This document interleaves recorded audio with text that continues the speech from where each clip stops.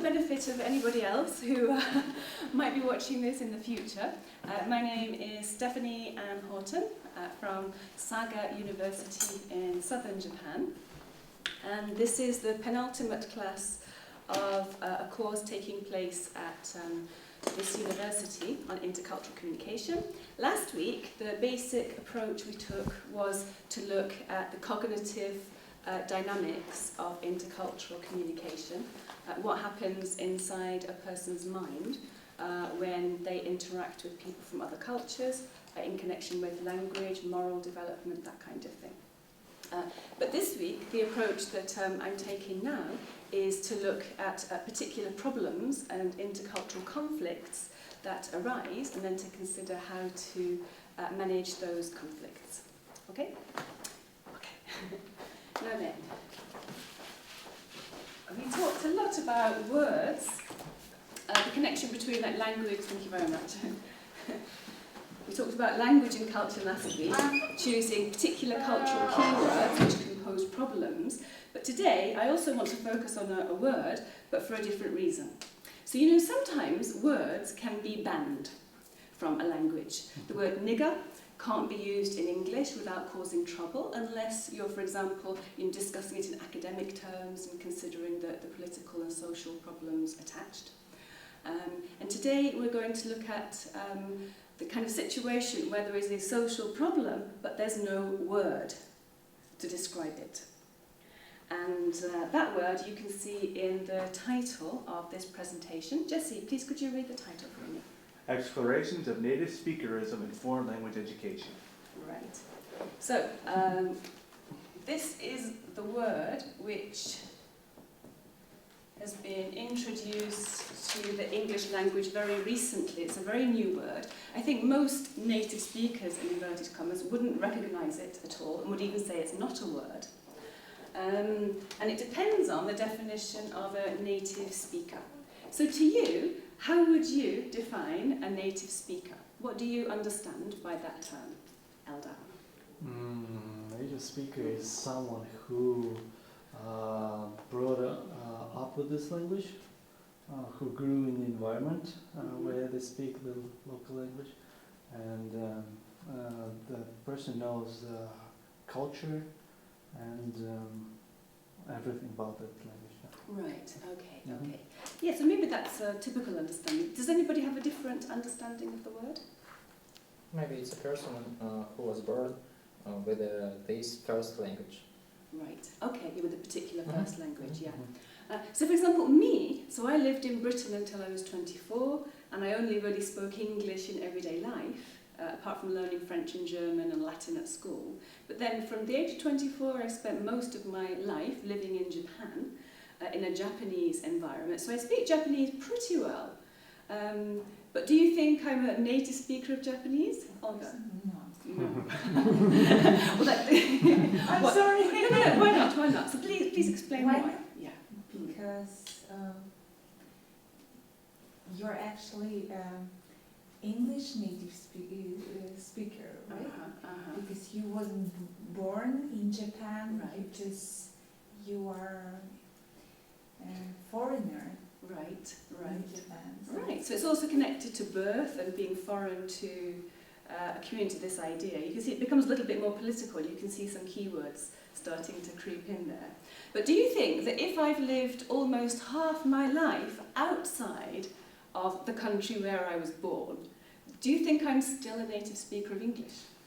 Absolutely. Yep. Keyword native. You're a native of England. Right. You natively spoke English. That's the way you were socialized. That's the way you were raised. Right. Okay, so if it's something that happens when you're being raised, right? That's all you're exposed to really when you were young. So that's how you think. Even when you speak Japanese, I'm sure you probably think in English terms. Not always. Anyway. Now here you can see there's the suffix ism. So in which words have you seen this before? Can you Ideologies. In different ideologies. You right, for example. You know, communism. Marxism, Leninism. Feminism. Capitalism. Yeah. Which one beginning with R? racism. Yeah. So I don't think that the use of this suffix here is connected to the political system, but it is connected to words like this, which are related to different kinds of social prejudice. But here, the prejudice is related somehow to native speakers, but the reason why this term native speakerism has been coined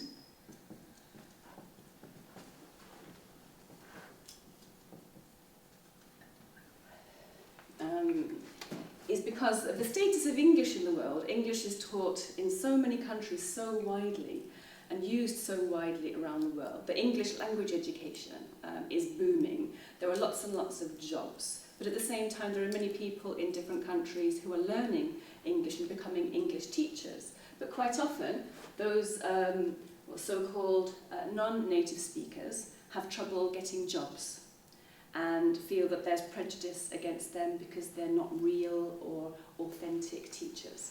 And so because of that social problem, I think this term was coined by Adrian Holiday just a few years ago. This word native speakerism was coined in order to explore the nature and the dimensions of that social problem. What is discrimination against non-native speakers like? What are the problems associated with it in different social contexts? How do they feel about it? Blah, blah, blah, blah, blah. But in this book, so this book is called Native Speakerism in Japan, and it's one that's edited by me and a colleague called Damien Rivers. And so we are both British, me and Damien are both British. And in our situation in Japan, we suffered, along with other native speakers, we suffered from lots of discrimination against native speakers because we are native speakers. So for us, this definition of native speakerism, which is based upon exploring problems facing non-native speakers, we wanted to expand this definition to also include prejudice against native speakers and discrimination against native speakers. And so what we did in the introduction, because we liked this word, native speakerism, so we wanted to use it, but it wasn't big enough for us, and so we wanted to change the word by expanding it. And so in the introduction to this book, we explained why we thought the word was not big enough and expansive enough, and then we redefined the word, including his definition, but expanding it to cover the problems that we also wanted to address. So in a sense, we're involved in a battle for the word. Have you ever been involved in a battle for a word? Can you imagine being involved in a battle for a word, the meaning of a word, trying to construct a new word and define its meaning? Maybe not world. Maybe our friends, our family, our neighbors. Right. Our country is maximum, I think. Our region, but not world. Not yet, maybe. Right, not yet, yeah. Okay. So that's just an introduction. So, so this presentation. Hello, come in.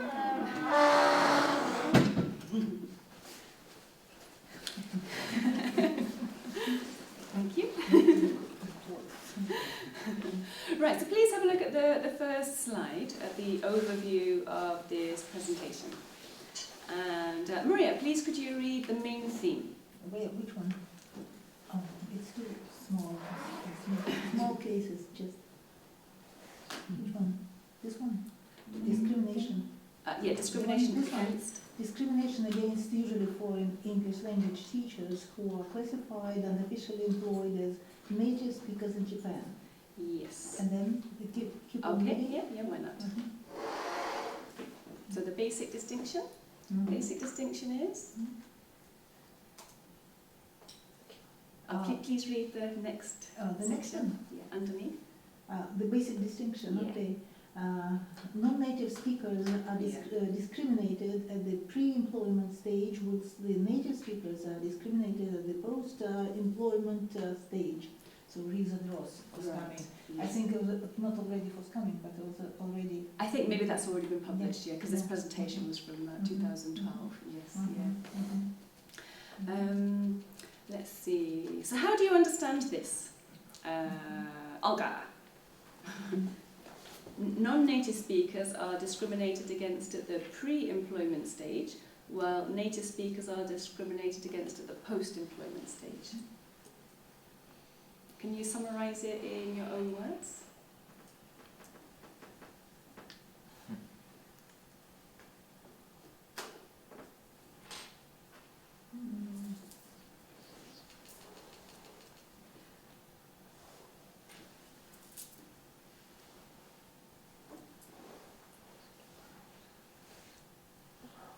I guess the best way to live in a modern world and to find a job of English teacher is to be born in English speaker country.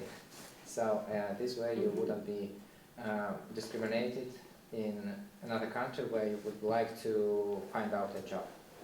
Because sometimes people who want to get this job too, they can do some troubles for you. They make some troubles for you, and I mean not only, especially in moral, not physics but moral level, moral stage.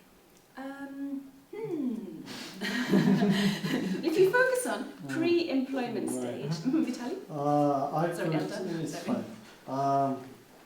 I could make my own example as China, because I've been in China Okay, and right. I've been in the same situation. I know what you're talking about. Okay, right. The racism is there, right? About not racism, excuse me, but for the discrimination is still there. Because, for example, Chinese prefer, like, I don't know, I don't want to criticize them openly, but I have a friend. He is from Nigeria. And you know that the skin color matters. So for him, we can call him as a native speaker because they don't speak any other languages, just English. But some of them have an accent because they have their own local dialect. So some schools are refusing him. Why? Because of his identity. Like sometimes it displays the skin color and also the accent that he has. But while he performed, he does his demo class, they love it. But what happened is the school says that we can employ you, we can give you a job, but later when we employ you, we'll have difficulties with parents, with the customers. Because they are the one who might criticize you. So, and what they do, they trying to say to parents that this guy actually, yes, he was born in Nigeria, but he traveled to Canada, he lived there and he came back. So that's why he has this kind of accent. That's why he's kind of the native speaker, counts as a native speaker, but yeah. Right. But in that case, was he offered a job? Yes. Right. He got a job. Oh, he did. Because his demo class was great, and still till now he's still doing perfectly. Has lots of kids. He's teaching children, and he's active. He's energetic. Like I guess all these African Americans, they are more like energetic. Like you could see them. They are always I don't know, so emotional. So and the kids love it when you become on the same level as them. So and he became very popular there at school. Yeah. Okay, so I think it sounds like the school did the right thing basically. Right. And he was lucky because many non-native speakers complain that in that kind of situation they don't get the job. That's right, and it was hard for him too. Right. Yeah. So some people complain that they don't get interviews because clearly from their CV they're not native speakers, and then sometimes they have the interview but they don't get it again and again and again. So that's why non-native speakers sometimes or often complain that they're discriminated against at the pre-employment stage before they get the job. But native speakers often get the job if there's a choice. No matter what, no matter how you perform. It's still, Yeah, it's yeah. still count as a native speaker and you get a job Yes. just like that. Yes, exactly. But then what we are complaining about is that in this particular situation, once we get the job, then if we compare the terms and conditions of employment to other Japanese staff, then we find there's a lot of discrimination going on within the system. So there's like two types of discrimination, which is why we wanted to try to expand this definition. Right. Okay, so this problem caused enormous problems in my life from the year 2000, and it's the reason I did a PhD, and it's the reason I wrote this book, basically.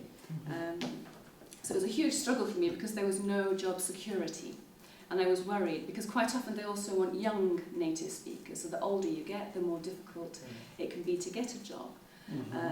And so I was worried that I might not get a pension, or just a very small pension that wouldn't be sufficient.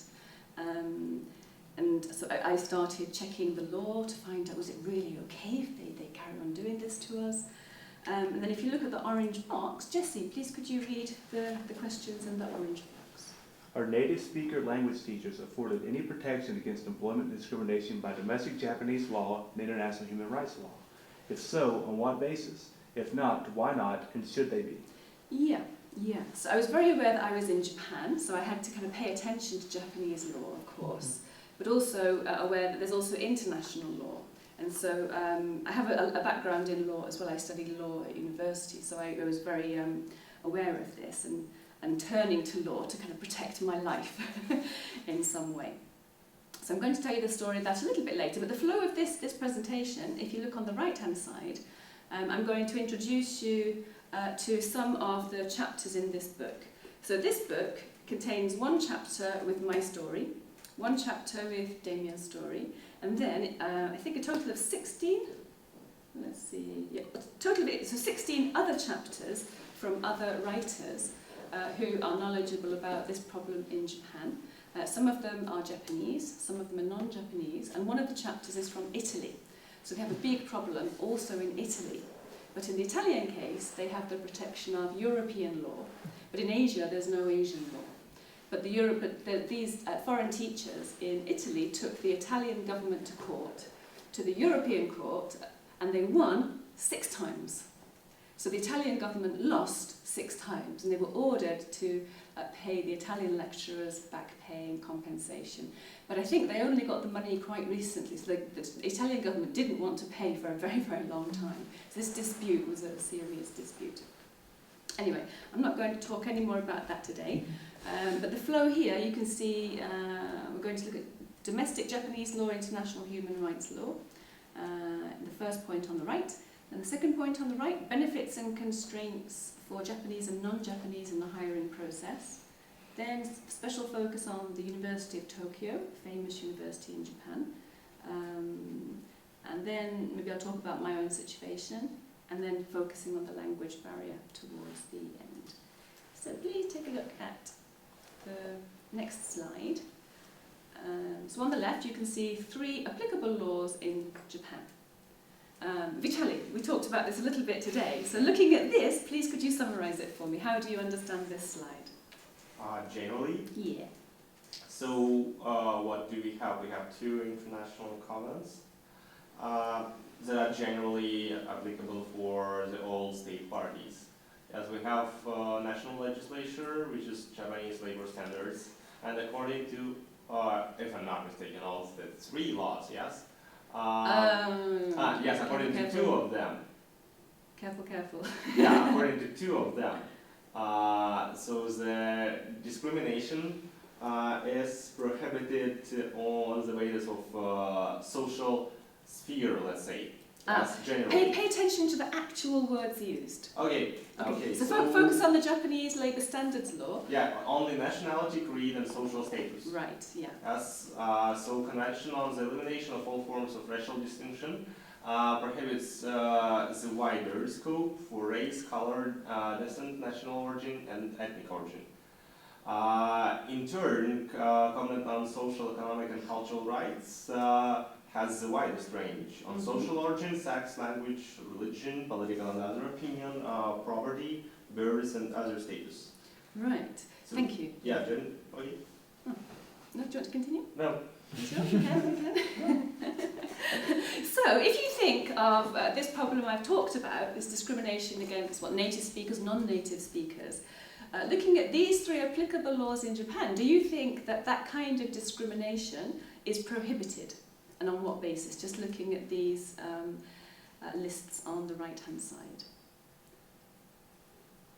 Can you see discrimination is prohibited on the basis of being a native speaker?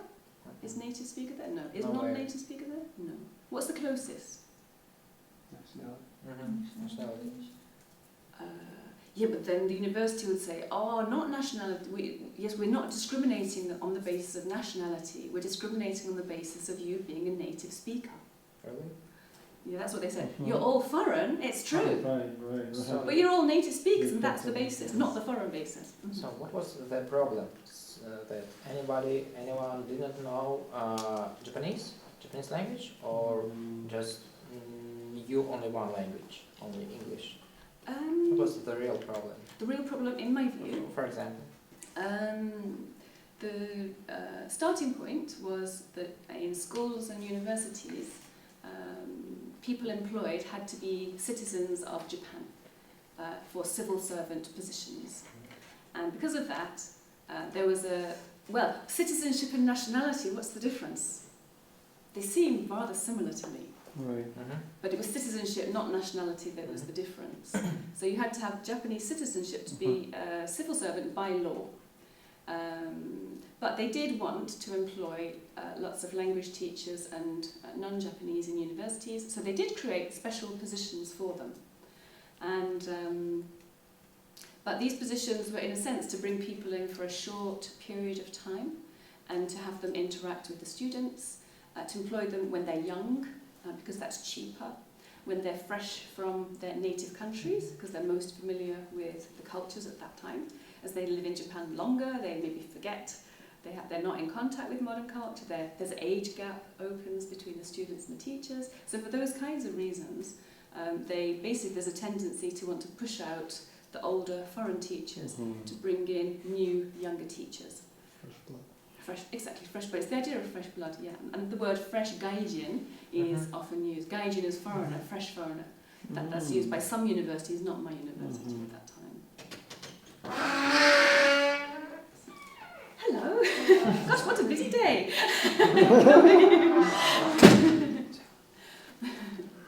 Yeah, come in here. Take a seat, yeah. So would you mind sharing a computer with somebody? Please, could you sit next to Vitaly, maybe? Can you sit next to Vitaly over here? Yeah. But the basic problem was that there was no specific prohibition of discrimination based on being a native speaker or a non-native speaker. Okay, so please have a look at the next slide. So this is from one chapter in the book written by a lady called Blake Hayes. So with the person next to you, please take a couple of minutes just to have a look through this slide and try to understand what it means. Then Jessie, would you mind making a pair with the lady behind you? Sorry, what's your name? Veronica. Veronica, okay. Oh, wait. No, talk to Jessie. Yeah, please just make pairs and then talk to each other for So a few minutes. what's the task? What information can you see on this slide? What information? Just take time to read it, and then I want somebody to summarise it in a few minutes' time.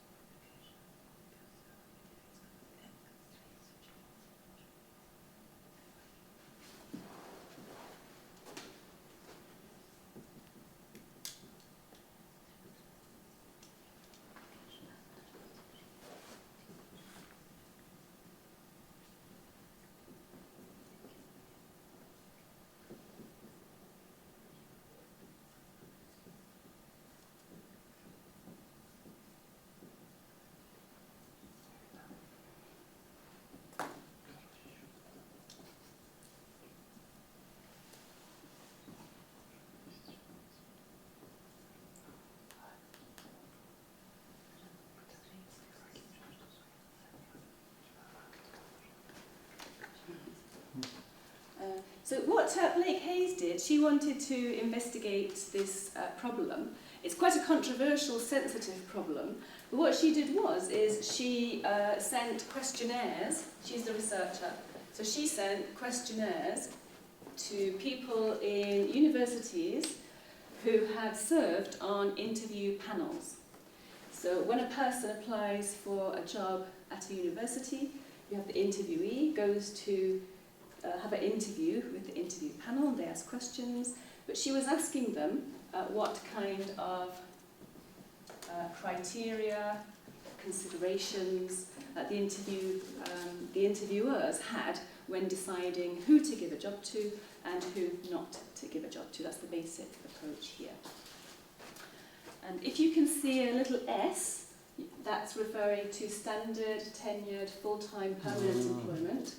And then the N is the non-standard, limited contract or temporary employment. So in my case, the first 5 years, I was employed on a 1-year contract, renewable 4 times only. So after 5 years, I had to leave. The next person would come in on the same contract, they'd have to leave. It's like a revolving door. So that was the kind of non-standard employment. In contrast to my position now, where now my current university gave me a permanent position, I can stay till I retire, and my life changed as soon as I got that. So the battle for me, battle from here to there, very, very difficult. Yeah, it was the biggest struggle I ever faced. Yeah, so that's what she did anyway. So sometimes the interviewee is Japanese, so that's on the left-hand side. So Jessie, what are some of the benefits of being Japanese, according to the interviewers? Well, more Japanese get the full-time positions, the tenured positions. For English, their speaking skills aren't particularly prominent. And even if they have a strong accent, they could still be considered for the job, as long as they speak English. Let's see, and just... No part-time classes. But if you look at the point on the top left, what's the top benefit?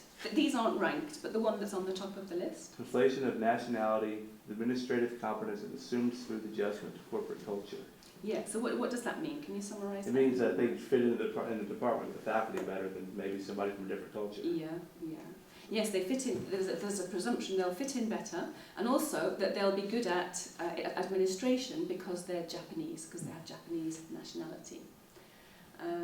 That's an important one. Yes, so more positions allocated to Japanese.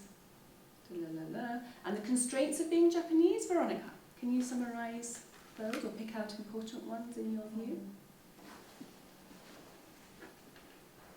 A large number of applicants for full-time positions voted to Japanese.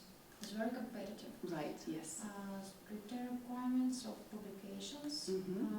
stricter formal qualifications such as degrees in ELT specialization required, fewer part-time classes. Right, yeah. Okay, thank you. Now, sometimes the applicant is non-Japanese. It could be from an English-speaking country, or sometimes from Korea or China or Russia. There was a Russian teacher at my first university. So in this case, what are the benefits, some of the benefits of being non-Japanese? Vitali. So the biggest and the greatest one is, first of all, language skills, because it's native speaker of English language, or at least non-Japanese person, yes, so he doesn't have Japanese accent, pronunciation, and so on and so forth, yes. So also cultural diversity will be added with assigning a professor from abroad. Yes, definitely. So for international oriented programs, it's much better. Yes. Also, if you're not formally okay, you will be still considered for a job if you're a non-Japanese person, because you're a native speaker and the university is interested in assigning you because you're somewhere from Great Britain, for example. And that's why if you, for example, if you have not enough allocations, you have not been seated for a lot of time, yeah, so it is okay still. If you're pretty guy, you will be assigned a job. That's pretty, yeah. So, yeah, functional Japanese is usually sufficient. So, Right, yeah. yes. That's it. Yeah, okay, thank you. Yeah. And how about constraints? Elder? So not so many positions offered for this Mm-hmm. person, yep, and will be more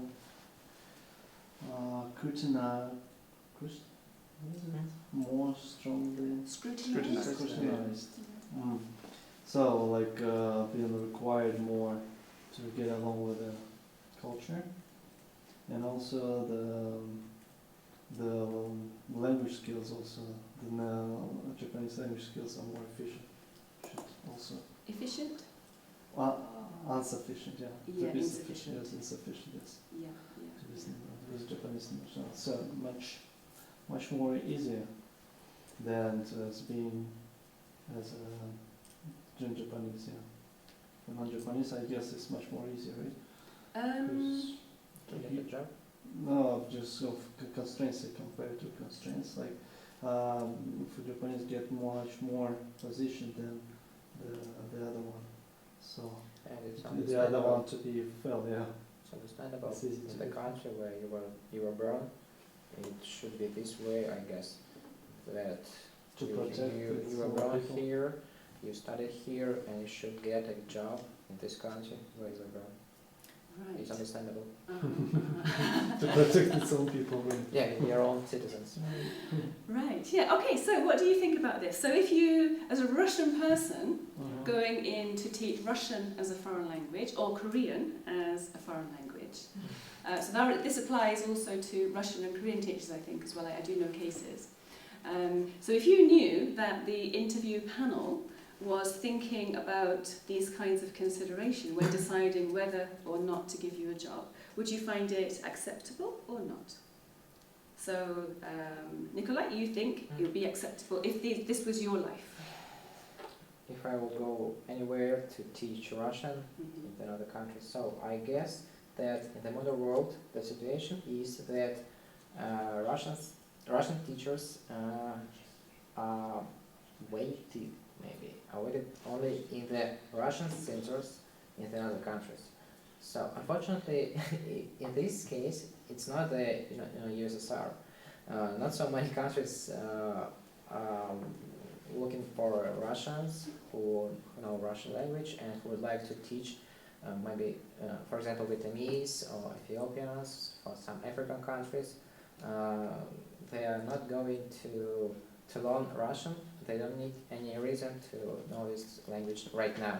Unfortunately, I guess unfortunately. But if I would go there. yes, because I do know in Fukuoka at that time there Mhm. was one part-time Russian teacher at one university, but there was also a full-time Russian teacher who was teaching at a different university. So sometimes, you know, Yeah, a they- position does open up. It does. Yeah. I am really sure that this way it would be very difficult to understand this job in the other country, because not the same reason, I think. Not so many people are going to learn Russian, and that's why there are not so many vacancies, jobs for these positions, and it's really difficult for Russians. For Oh, Russian. if You get a job. yeah, Uh-huh. this is the job. Uh-huh. This is the job, That You're you a applied candidate, for. yeah. Uh-huh. and here is the interview panel, and Okay. you want this job. Mhm. Unexpectedly.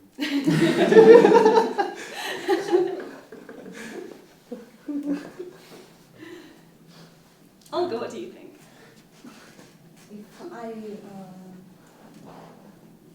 were accepted, No. If you went to an interview, but you knew that the interviewers had these considerations in their mind, would you think these considerations, these points on the slide, do you think they are acceptable? Can they accept it with its benefits and constraints, right? For native speakers and for non-native speakers. No, only we're going as a non-Japanese, right? Mm-hmm. Wait, we're going as only non-Japanese. Japan. Yeah. I think Well, even acceptable. go on. Sorry, go on. No, I think acceptable Mm-hmm. it could be. Mm-hmm. Because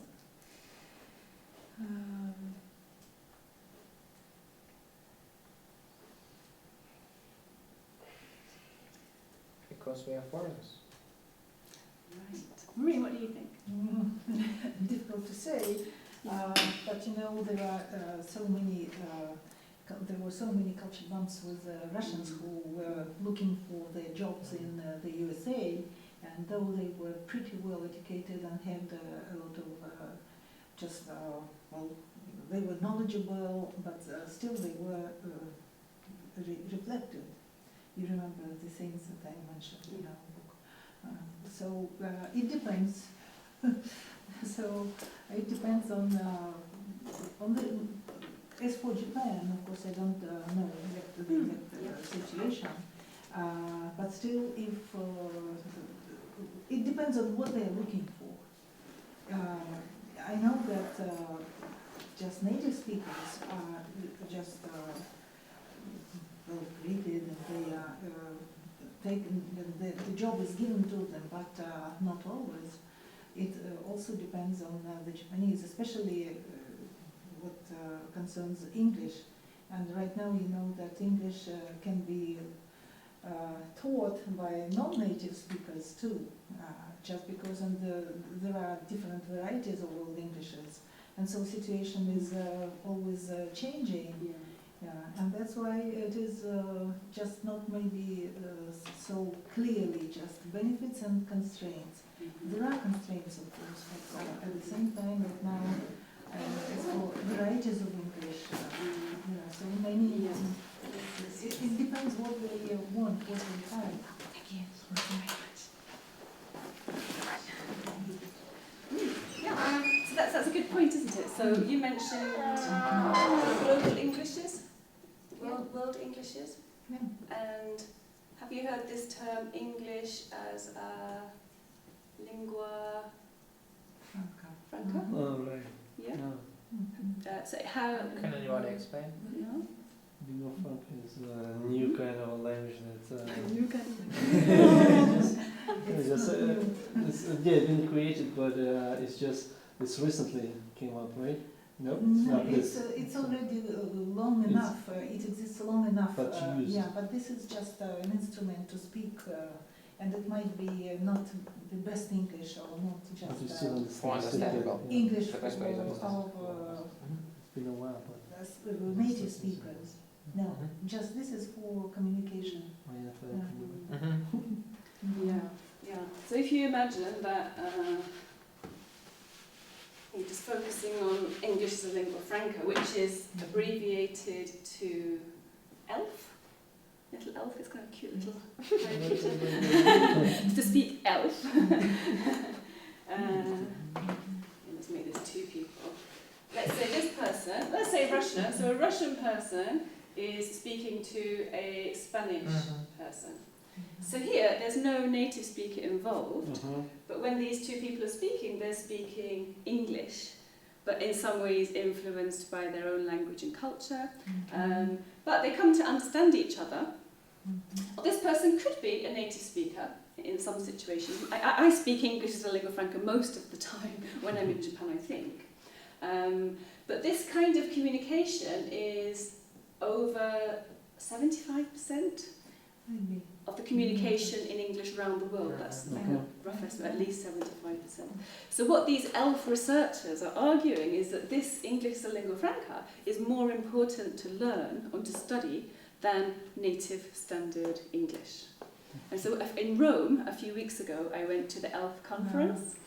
Yeah, so I met all of these serious ELF researchers. I'm not an ELF researcher, but these researchers study ELF, and the serious ones, they record many hours of communication between speakers of different languages, and they store them in massive databases, the corpora, and then analyse the grammatical patterns or what's happening in this kind of communication in terms of conversation analysis. And so they're trying, it seems to me, they're trying to promote the development of this new language and considering it a new language separate from English. Just came out right recently. Yes. It's been a while, it's been a while because, but recently it's now get more and more popular. And what is interesting that those two people who speak English will understand each other much better than with while speaking with Exactly. native Yep. speakers. It's Yeah. true. Yeah, yeah. Mhm. Yeah, and native speakers can speak it too, but maybe they need different skills. So I gave the example. but I think it's a little different. So I was talking to Tatiana about this, and when I was in Rome and I made a presentation, I gave the example, which is quite a popular example, and it was about the pub. So do you know what the pub means in Britain? What's a pub? So Like a bar. Like a bar. But it's not a bar, it's a pub. Right. But Just basically- people hang out there, talk about local. Yeah, talk and drink. But if I say the word, this word has a special meaning and special images. But of course it's still a bar. It has a bar, but the bar is there. And then the pub is the whole building. But we could discuss 10, 20, 30 minutes about the distinctions between... But it's hard work. What hard work. I get so tired sometimes of discussing and analysing all these little distinctions. It's really hard. As a teacher, and that's my life's job, and I do it, but I get tired when I go home at night. Anyway, but somebody in Japan might have asked me, before I went to England, Stephanie, what are you looking forward to the most when you go back to your country? This is what they say. And so I thought about the answer, and I was looking forward to going to the pub and having half a bitter top and a packet of quavers. So if I said this to you in my normal English, oh, I'm really looking forward to going to the pub and having half a bitter top and a packet of quavers, would you understand what I meant? Do you know what half a bitter top is? Any idea? Half a bit to do. Half of kind of something. Half of something, okay, half of something. It says English, Cup? beer volume. No, Okay. So this means half a pint. Yeah. Yeah. And then bitter top. Some drink.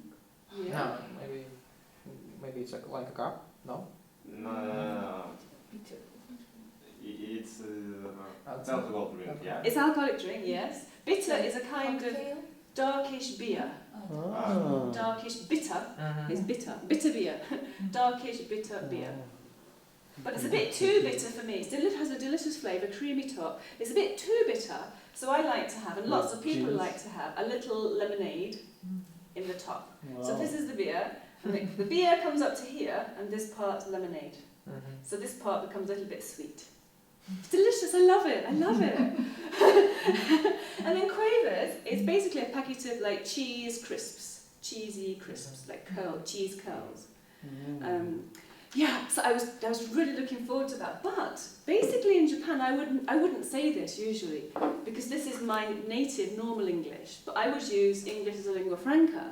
And for me here, the English as a lingua franca would be, I'm going to the pub, because they would understand, to have half a glass of beer, because they wouldn't understand pint. Half a glass of beer and a packet of potato chips. Potato chips is the American English, crisps is British English, but everybody in Japan knows potato chips, that's what I would say. So I would completely transform the basically reduce the meaning, cut out the cultural meaning that they wouldn't understand, that I'm too tired to describe, just to keep things as simple and easy as possible. So for me, English as a lingua franca involves language restriction and language reduction. But because I prioritise the fact that I want the person to understand what I'm saying. Yeah. Go on. Do you think that you are losing your identity when you proceed to ELF? Sometimes, yeah. Yeah, because you have Yeah. to change what you think, what you Yeah. know, and so on. Yeah. Sometimes I think parts of my identity are just naturally dying because they're not important in Japan and they're not activated continuously. And sometimes I care and sometimes I don't care. So, and then of course I'm always developing new parts of my identity, which is the interesting things happening. Self-identity. Yeah. But can we say that lingua franca much more looks like American English than British English? Because nowadays there is a global westernization. Sometimes, maybe often, it looks like Americanization. My opinion. Your opinion, of course. Just my opinion. it seems to me that the researchers who are really working very hard on this research are based in Europe, and particularly the countries which are famous for having achieved very, very high levels of English. So there's Barbara Seidelhofer from Austria, extremely good English, and then Anna Moranen from, I think, Sweden, and then Jennifer Jenkins also in England. So they're, I think, the three main people. And then most of the ELF researchers I met, were from Europe. So language education and studying language, I think, it seems to me that it's much more common than in the United States, because everybody, basically in the United States, speaks English, that's the majority language. But in Europe, you have these many languages in the European Union. And for that reason, my impression is that there's a real battle to try to make non-native speakers equal to native speakers, and to really try, where there's that gap, when native speakers have the advantage, to reduce that gap and to kind of bring non-native speakers up so everybody is on an equal playing field. So it's a really political thing to me. Mm-hmm. So it's very political in Europe, much more political in Europe than it would be in America. Although I'm thinking of Spanish with the Mexicans along the border, I'm sure there are similar issues there as well. But it's my impression that it's not American English that's winning through. It's more simplified constructions. For example, engineers in Scandinavia who are studying at a Scandinavian university. So they're engineers, they're not language specialists. Maybe you have this Russian and Spanish engineer, and they might have make a sentence like, there are 3 boxes over there. So grammatically, it's wrong. The box should have the ES. But we know there are 3. Right. So who cares if you drop box? Right. If you drop the ES to box? Nobody cares. Nobody cares about tiny points like that. And so the pattern is that kind of thing gets dropped from the language because the 3 makes the meaning clear enough. So it's that kind of pattern. It's what gets dropped in language and the new patterns that start to take over. And I don't think it's attached to any particular language. That's what I think. Yeah. Anything else? But just bringing that back to this topic, it is my impression that much of this research is motivated by discrimination against non-native speakers, and that non-native speakers are as angry as me at being discriminated against because we're native speaker or not native speaker, and because of that, people turn to research. And they go to academic conferences and they make presentations to say how angry they are about a situation. Don't they, Maria? They do. Yeah. And it becomes books and we fight over words and ideas. And Well, I have a question. Okay, Europe, I understand. There is a court, you can bring there's justice, right? But let's take about Asia, right? Yeah. Japan, China, Korea. What are them?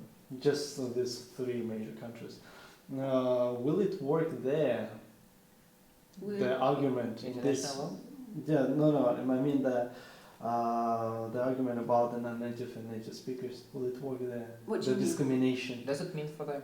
Does it also they also go and fight for? Is there really is going to happen? This change is coming like in Europe. I mean. Right. Like Europe and these Asian countries, are they going in the same level, or it's just Europe's going high and the Asia still? Yeah, I think that this issue is easier to deal with in the European context because of European law. Yes. Yeah. So in Asia there's no European law, which means so it's still there will be same level for some time. In a sense, but there are national laws and there's the international laws. So as I was telling Vitaly yesterday. Some people in Japan had taken their universities to court, but generally they lose the case because the judges favour the existing law and they favour the universities. So there are a few examples of people like me who went to court and they lose every time pretty much. So we didn't want to go to court, but what we did is we used the trade union law. So we formed a labour union and joined in labour. We had 2 unions actually. And then so the trade union law forced the university to talk to us. And that's all the law did. They forced the university power makers to sit in a room like this. This was intercultural dialogue at its best. So here was the university administrators, there was a whole panel, and then here was the native speakers of English, and also Korean. There was a Korean lady as well who was involved. And so we, as a group of about 10 people, insisted on this dialogue, and then we tried to persuade them. And so we spoke to them, we told them how many problems it was causing, the risk to the pension. We tried to analyse the whole situation and persuade them. And we did persuade them to change it. So in the end, they agreed with us to a large extent, not completely, but they replaced the 1-year contract system to a 5-year renewable contract system. And if you became promoted to professor, then you could stay until retirement. So the situation was much improved just because of talking, just communication, just talking honestly and openly. And but still, I wanted permanent employment. So in the end, I left and I moved to a different university. But the situation there is still better than it was, but not perfect in my view. But it's still possible to get a permanent job in Japan without having citizenship. Yes, yes. That's another point, is the law changed. So just at the time, Right. there was a big change in the law. So luckily, there were lots of changes at that time going on anyway, so they were more receptive to change. That was also an important point, Oh, But I really appreciated then the power of dialogue. The power of dialogue and communication in transforming social problems. And so that's why I became so interested in studying the processes of dialogue. Because we did need a little bit of legal help, but we just needed to talk to them in the end. And then, but change is very slow anywhere in the world, I think. Any more questions or comments? Veronica? Okay. Yeah, and then on English as a lingua franca, if you go to, for example, Singapore, there are many people who can speak 4 or 5 languages highly fluently, including English. So there's one researcher in Australia who's called Andy Kirkpatrick, and so he's studying English as a lingua franca used in multilingual Asian contexts. How do these highly multilingual people speak to each other so effectively? So this ELF research, I think, is mostly in Europe, but also in Australia, but focusing on the Asian context. It's a really fun area, though. It's kind of exciting. Okay. Right, so let's have a look at the next slide, please. Yes, this is from the same paper. So please, just take a couple of minutes to have a look. What's it about?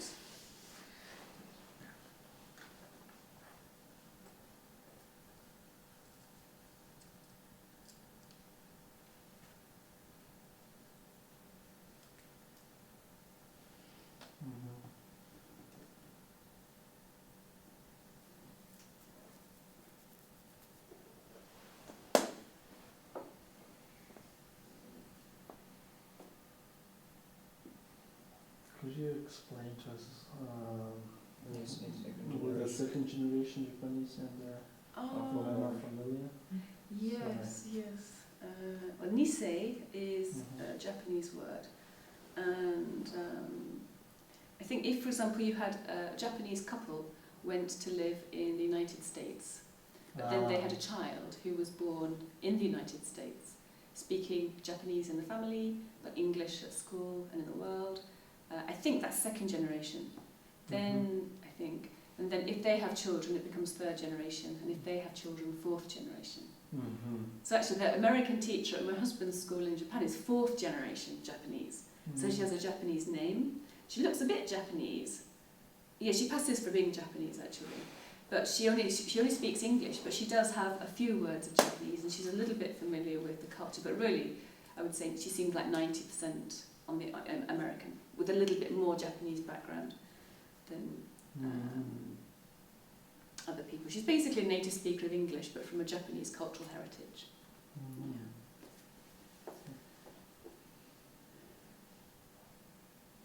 So for the benefit, what's the benefit of that, Elder?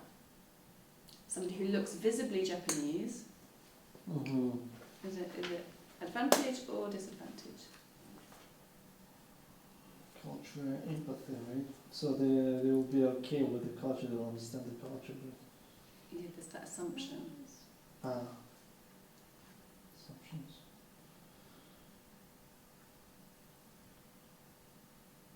So basically, it can be either a benefit or constraint, depending on the interview panel. Right. Some people might think it's good, or this person's quite close to Japan, it'll be easy to get along.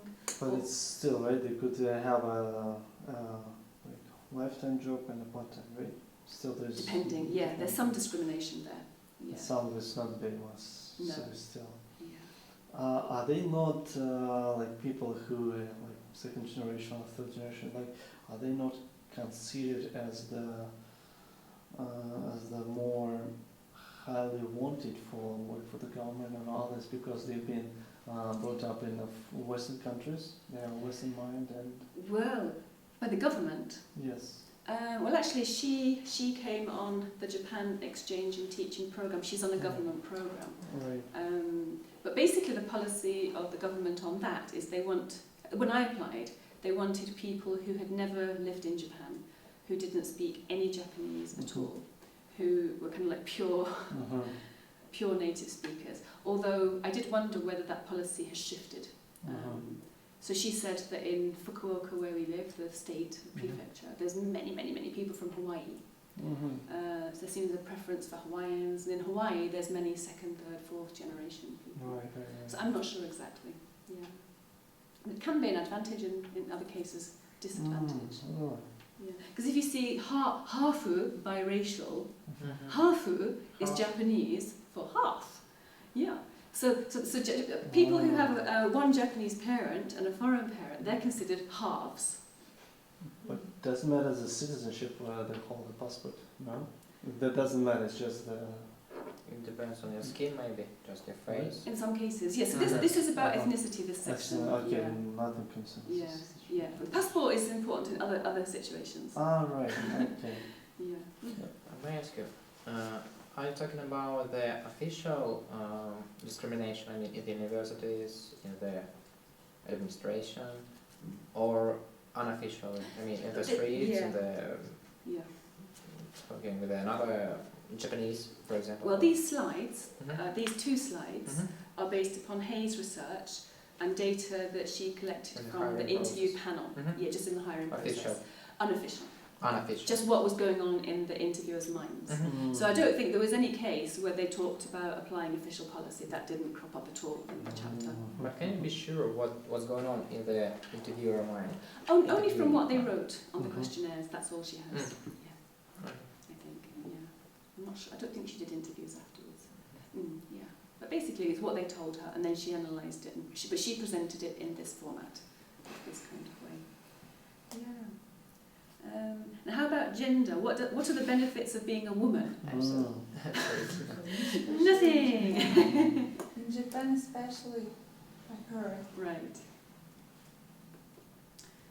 What have you heard?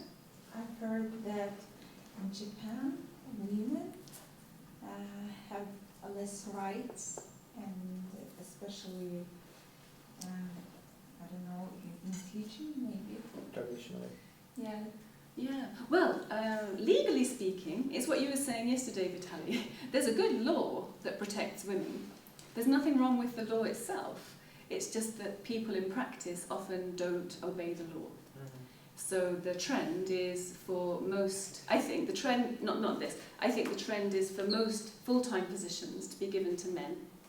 So for example, in my faculty there are about 100 people, but I think maybe 15–18% of them are women. And I'm the only foreign person in that whole group. So I'm surrounded by men most of my life at work.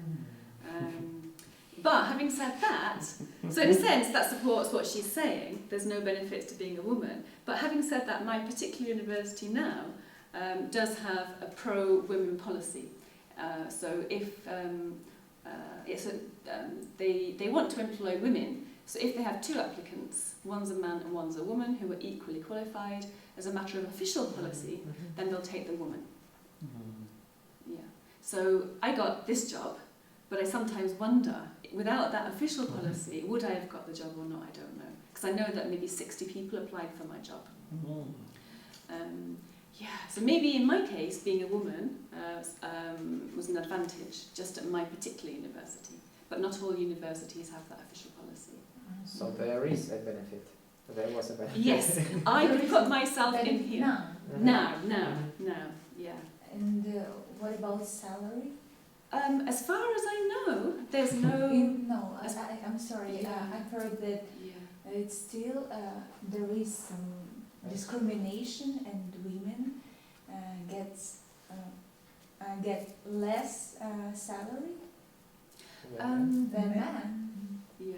Well, my impression is, as far as I know, technically speaking, men and women have the same salary in university education, regardless of gender. The problem is that most of the part-time positions go to women, or temporary positions go to women, and the full-time positions go to men. And the full-time positions have higher salaries than the part-time positions. So, yeah. Here we go. Exactly. So actually, the labour union that many foreigners use in Japan has good cooperation with the labour union for part-time teachers, many of whom are women, because actually the problems faced by both groups are very, very similar. And yeah, definitely I heard many times is that these kinds of discriminatory systems against foreigners, native speakers, non-native speakers, they actually started by developing those systems for women. So it's just an extension of the discrimination against women in Japan that became discrimination against foreigners within the university context. Yeah, but certainly, yes, I mean, women do complain. It's very difficult to get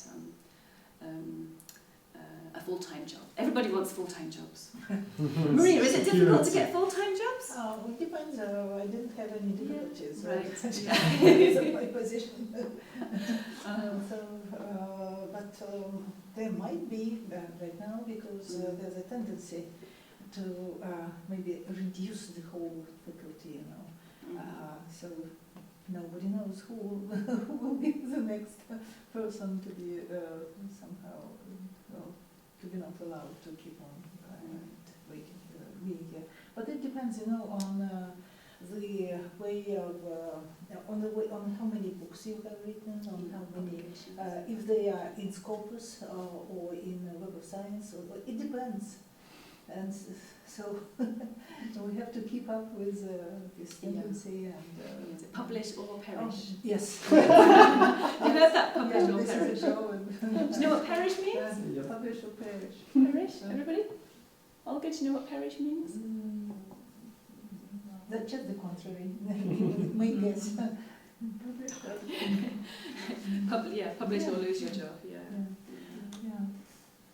So, Yeah. personally, I never just experienced this, but I mean, maybe the picture of just living in university or something like this, but I know that there are some people who did not have, did not write dissertations, and they are gone, or at least are given half the whole, half the salary, you know. Yeah. So it's different. It differs. It differs. Yeah. Yeah, so one reason I write so many books is to protect my job. Exactly, it's very important in universities generally, isn't it? Of course, yeah. Okay, so basically I kind of presented this problem to you. This was, everything I talked about today was, it was rooted in my struggle, personal struggle against discrimination. Not just in an abstract sense, but in a very real sense that was affecting me psychologically. It was undermining my life and my job security and my pension, I felt. So it was a terrible problem for me. But now I want to have a little bit of discussion about your lives. So up until this point in your life, do you think you've suffered any kind of discrimination? And in the future, if you suffer from discrimination, serious discrimination, that's threatening your life in some way, how do you plan to deal with it?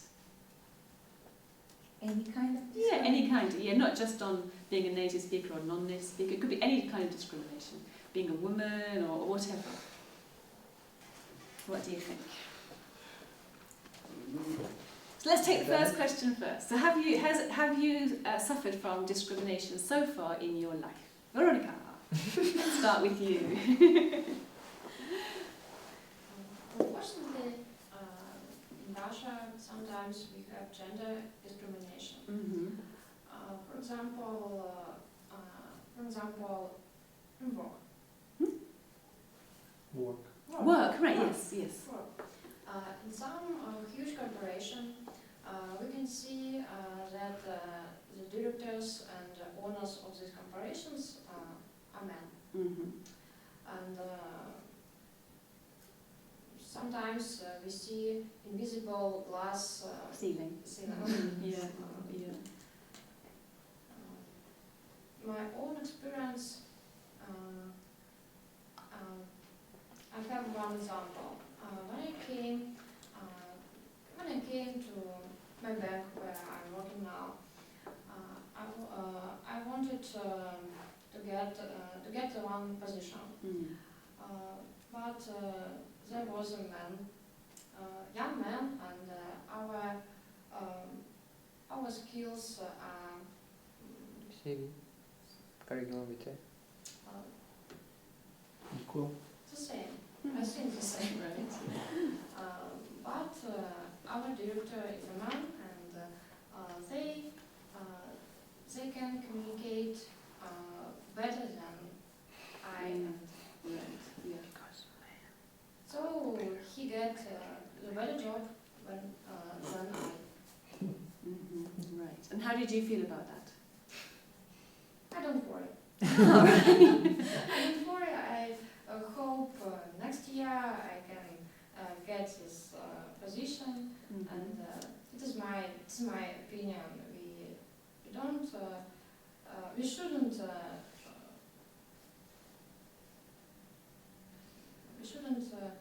cry. We shouldn't be so negative.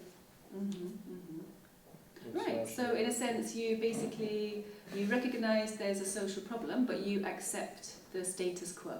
Is that what you're saying? Yes. Okay. Okay. Thank you. And then, Elda, what do you think? Or what kind of experiences have you had of discrimination, and how do you feel about it? Like in Russia, didn't feel nothing. Like when I was in China, I felt it, right? Right. Okay. It's So. just well, Chinese one, yeah. Discrimination was that you're not part of them, so you're not a local. So the things that you want to be done, as even I work for international companies still, couldn't be done in as it was American company. It was still managed by Chinese. It was made by Chinese, and whatever you do, you'll still be criticized.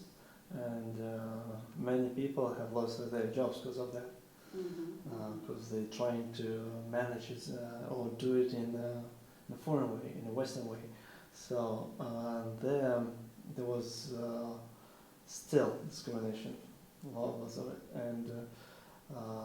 and also of course this problem is with the native and non-native speakers is also very close to me, because I also been in this environment, and you still like first you like I compare with my friend in Nigerian, like the color of the skin still matters, and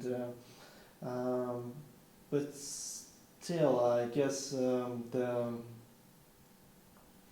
native and non-native, like it's a problem there, because on the paper it says everything, right, on the resume, what you said, but people now sometimes not the biggest companies like universities who care about their name, but small companies who are trying to get more money, so they don't really care, because they can lie to customers about the situation that's maybe not native but native, but so that still goes on. But the big companies are like, you can't lie to them, you say the truth, and it's up to society to accept it or not.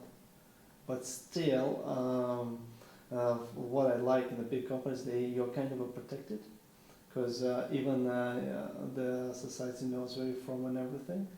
and they know that you're not native, but still you're protected because the company kind of guarding you because of the influence of society, because people might dislike you or somehow because of the where you come from, but still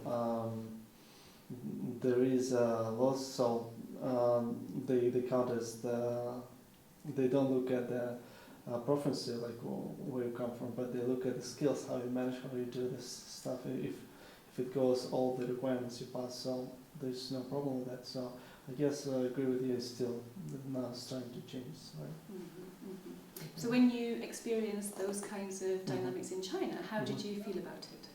Well, disappointed, frustrated. Lots of my friends have felt the same way, and most of them actually left China because of these problems, because they couldn't stand it no more, like the culture and the pointing that you're foreign and the way you do the things. But yeah, you feel frustrated, yeah, about this thing, yeah. And you kind of trying to guard yourself. You're trying to create this bubble that where only you and the other foreigners are in it, but you don't contact with locals because you're trying to avoid this problem, trying to stay in this bubble. Yeah. Right, so some separation Yes. results from it. That's what creates. Yeah. Okay, thank you. Nikolai. My opinion, my experience about the discrimination. I've been to the US for 4 months. I used to work there, but fortunately I had a contract in the McDonald's Corporation. When I've been in Russia, I used to sign it, and when I went to the US, I have already got it. So I came there, I became working there, but I understood, I saw that it's very hard job, and money, the salary is really low. And I tried to look for another job. I sent maybe 20 or 30 or 40 messages to another companies. Of course, not like IBM or Microsoft Corporation, but the same type of service, but where salaries were higher. But anyway, only one company sent me a message that they can give me a job, but with absolutely the same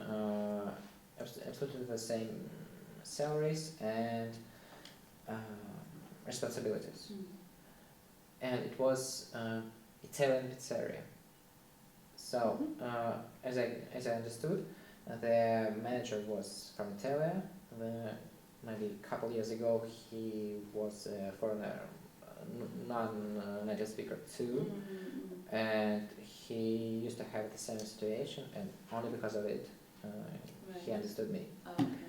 My friends in the United States from Russia, they had absolutely the same situations, especially when they went to another cities, and they didn't have any job contract, and they couldn't find a job for months or 2 months, only because of maybe their language skills, or I think because of their maybe nationality. Because Mexicans or other Latin Americans, they got their jobs where Russians, that Russians wanted. Right, yeah. And so how did this situation make you feel? I was proud of my country. But really, I could not find another way, just continue working in that by my contract, with a low salary, with a lot of responsibilities, and I couldn't change anything. I was absolutely stuck. Sure. Yeah. Okay, thank you, Olga. I had this kind of experience many times. Oh. Yeah, when I was when I was living in America, in New York, I felt that I'm discriminated when I was trying to rent an apartment. It's because I'm not citizen. I couldn't get it, so I had to had income and all these tax papers and someone who could guarantee that I can pay. So otherwise, I had to pay for half a year to sign a lease for me. So it's kind of difficult. Right, yeah, so finding housing Yeah. is another But area. in the same time, here in Russia, I'm Russian, native speaker, and I can be discriminated on every level of my life, from being a woman, being a beautiful woman, being blondie, Excellent, sounds good. or being pregnant. Yes, It's crazy. yeah. Tough one. Actually, yeah, I mean, I do find the same thing. I actually prefer, as an academic, I much prefer working with people online. So if I'm working online with, for example, Damien, he's a man, and then many other men and women around the world, most of them I've never met. They don't know what I look like, and I don't know what they look like. But it's much easier to develop a professional relationship without seeing each other. I found people respond professionally, there's no hidden barriers which crop up, and I can develop a certain professional identity. So I edited this book, and this book contains chapters from some famous academics in Japan and elsewhere. Some of them are men. But when I meet them at conferences, the first thing, oh, you're so beautiful. It's like, oh, and they start chatting, and it becomes like, man, look, whoa. So actually, Damien was commenting on that when we met in Denmark, because I met a couple of the researchers, and he was saying, wow, he said, they've been talking about you and just saying how beautiful you are. He said, you should not put your photograph out. Because if you put your photograph out, then people focus on whether they think you're beautiful or not, and it diverts, exactly, but it shifts the basis of judgment from the professional behaviour. So if they can't see me and it's just online, they'll judge my messages, they'll judge the quality of my management, they'll judge my ideas, but they won't judge my looks. It's a big problem. It's a really big problem, I think. For example, when I get my visa, Yeah. I had to put some, I don't know, как сказать, scarf, and I don't know, look like I'm Arab. somebody else. Oh, for visa purposes. Yeah. No, So- not Muslim. Terrorist. What you mean for a photograph? No, when I had my interview for visa in American embassy, I had to look more simple, you know. I put some simple clothes, no earrings, no makeup, I know what put you some mean. Yeah. glasses. Right, yeah. But I noticed the same tendency. So in Japan, I said I'm surrounded by men most of the time. And I have noticed, it wasn't intentional. Unconsciously, I started dressing more like a man.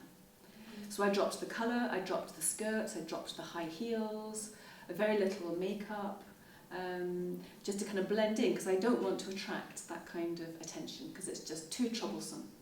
And I get to attract unwanted attention. Is that what you're talking about? Yeah. Is that what you mean? To get less attention. Yeah, just don't pay so much attention to me. Yeah. Otherwise, the consul will judge you, like you want to go to US to get married, you're beautiful, and blah blah blah. You're just coming for a No, and I just have to, Interesting. just have to show that. No, I'm not beautiful. I'm smart.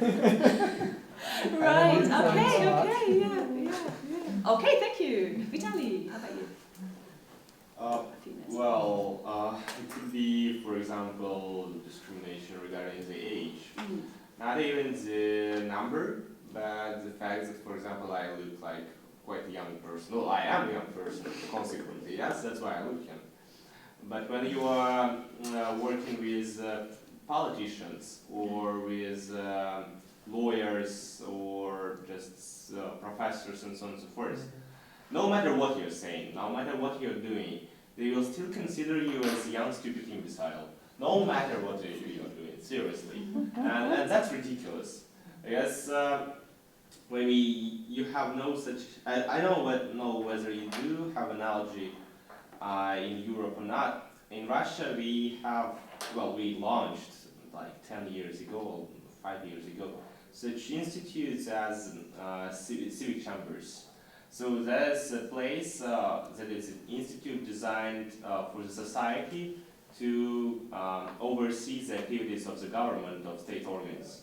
Yes, where NGOs and social activists may interact with the state organs, with the government officials, and to declare their positions, their opinion regarding the laws adopted, regarding the policy implemented, regarding the measures implemented, and so on and so forth. Yeah. And well, I personally, for several years, I did a civic expertise of laws, of regional and municipal law. And I'm not a lawyer even.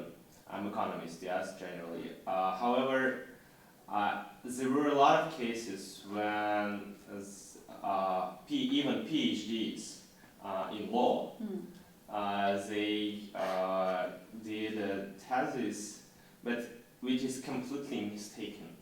So just by law. They did. So the thesis, how it's called? Well, report. So these PhDs, almost assistant professor or associate professors, yeah, they did reports. So their own characteristic of the law that we are going to make an expertise on. And unfortunately, I personally had to correct it several times because they were stupidly mistaken, ridiculously mistaken. But they hold PhD degree, yes, in law. And for that time, I was not even a specialist. I was a student that time, so I had even no higher education at all. So I was a third year or 4-year student. So that is a problem. I do understand that young people are less experienced. I do understand that young people possess less knowledge and so on and so forth. But when, for example, you are coming to the parliament, to the committee of the parliament, and you're presenting the, well, you're just witnessing how these members of parliament, they are working. And when those powerful members asking silly, stupid questions. Just an example could be, so they have a report for 10 pages. So they see only the first one, and then they ask a question about the fact that is written on the second one. So they are not able to just to take another page and read it. Yes, and then they are asking their questions about that. Yes, thus they are wasting time and they are making their actual job and the actual performance of the parliament weaker. And when you, in turn, or other my colleagues were coming there, yes, and presenting the report, come on, it seems to me that I was just an antagonist, you know? There were none of me at all, no matter what I'm saying. Even if I say that Putin is an evil man, or even if I say that I hate United Russia Party, they don't care.